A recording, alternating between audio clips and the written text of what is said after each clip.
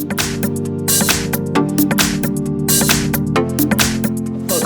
front of me is a Xiaomi Redmi 8, and today I'll show you how to hard reset the device through the recovery mode.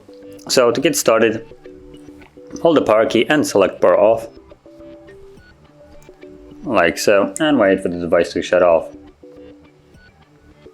Now, once the device has shut off, you then want to hold the power key and volume up, both of those keys at the same time. And when you see the Redmi logo, you can let go.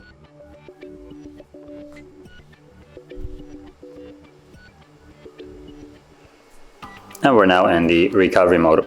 So from here you want to choose wipe data, which is the second option, and it looks like we have to use volume keys. So use volume down and up to navigate like so.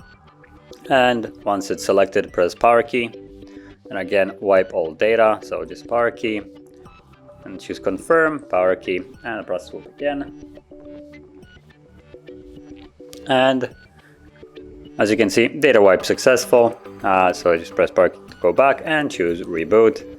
Reboot to system and wait for the device to power back on, at which point then we should be greeted with the Android setup screen. So I'll be back once that is visible.